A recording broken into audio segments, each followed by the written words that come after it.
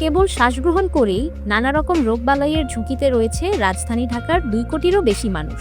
বায়ু দূষণে আক্রান্ত বিশ্বের শীর্ষ শহরগুলোর মধ্যে অন্যতম ঢাকা। সুইজারল্যান্ড ভিত্তিক প্রতিষ্ঠান আইকিউ এয়ারের তথ্য মতে ২০২৪ সালের ডিসেম্বরে ঢাকার বায়ুর গড় মান ছিল ২৮৮, যা খুবই ঝুঁকিপূর্ণ।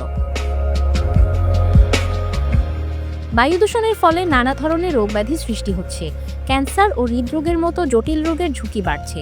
এছাড়াও যক্ষ্মা, অ্যাজমা, শ্বাসকষ্ট, রক্তচাপ, প্রজনন স্বাস্থ্যের ক্ষতি, চোখ ও ফুসফুসের সমস্যার অন্যতম কারণ হতে পারে বায়ু দূষণ।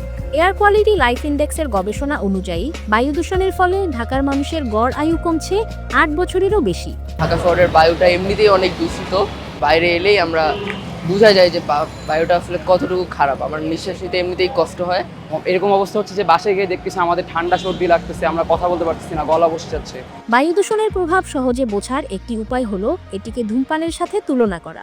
বিষয়টি বোঝানোর জন্য একটি এয়ার কোয়ালিটি মনিটর স্থাপন করেছে শক্তি ফাউন্ডেশন। বার্কলি আর্থের এক গবেষণা অনুযায়ী ২৮৮ লেভেলের বায়ুতে ২৪ ঘন্টা শ্বাস নেওয়া হলে সেটি একদিনে 10টি সিগারেট খাওয়ার সমান। একজন ঢাকাবাসী প্রতিদিন ১০-১২টি সিগারেটের ক্ষতি বহন করছে, যার মধ্যে রয়েছে শিশু ও বয়স্ক সহ সংবেদনশীল মানুষেরা। আজকে এখান থেকে যাওয়ার সময় আমি বুঝতে পারলাম যে এটা হচ্ছে বায়ুর কোয়ালিটিটা বোঝায়। আমরা শিশু মানুষ, আমরা তো সিগারেট পান করি না। আমরা যদি ২৪ ঘন্টায় এই বায়ুর শ্বাস হিসেবে গ্রহণ করি, যা আমাদের ফুসফুস, আমাদের শরীরে বিভিন্ন অঙ্গ প্রত্যঙ্গ ক্ষতি করছে। ধূমপান না করেও ধূমপানে শামিল হচ্ছি, এটা আমাদের জন্য খুব ক্ষতিকর। বর্তমানে ঢাকার বায়ু অন্যান্য সময়ের চেয়ে বেশি ঝুঁকিপূর্ণ।